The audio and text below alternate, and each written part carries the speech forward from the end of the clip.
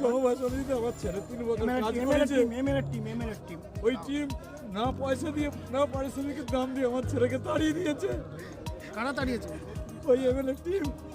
কিছু গাধাকে ঘোড়া বানানোর চেষ্টা করেছিল তারকেশ্বরের বিধায়ক রামেন্দু সিংহ রায়, কিন্তু মানুষ প্রমাণ করে দিয়েছে ঘোড়া ঘোড়াই থাকে আর গাধা গাধাই থাকে।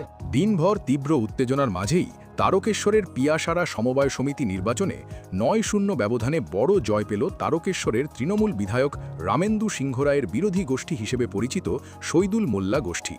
এদিন জয় ঘোষণার পরেই আনন্দ উল্লাসে মেতে ওঠেন শহীদুল গোষ্ঠীর লোকজন।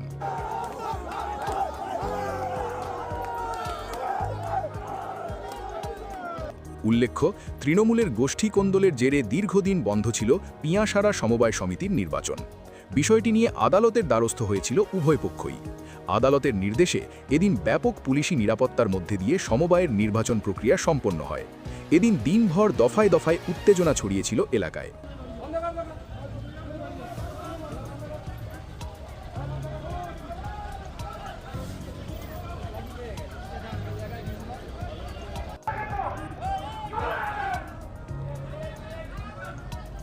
জানা গেছে, পিয়াসারা সমবায় সমিতিতে ৯টি আসনে এদিন উভয় পক্ষের ১৮ জন প্রার্থী হিসেবে নমিনেশন জমা করেছিলেন।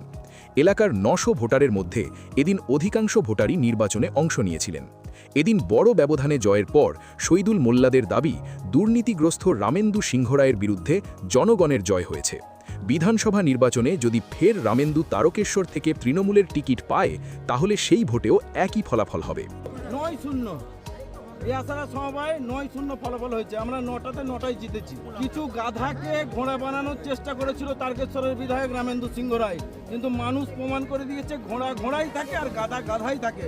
ভোটের ধারে কাছে গিয়ে পৌঁছাতে পারেনি। কেউ 50টা ভোট পেয়েছে, 650 ফুল হয়েছে, 700 ভোট ফুল হয়েছে, কেউ 50টা পেয়েছে, কেউ 60টা পেয়েছে, কিন্তু আমাদের প্রার্থীরা সব 400-র উপরে ভোট পেয়েছে।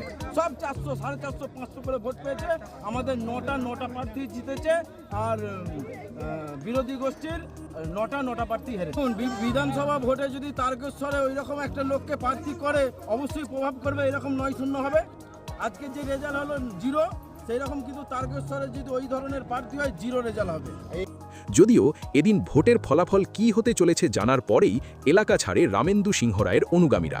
এদিন আর তাদের সাথে যোগাযোগ সম্ভব হয়নি। বিভিন্ন ধরনের খবরের জন্য লাইক ও সাবস্ক্রাইব করুন বাংলার কথা।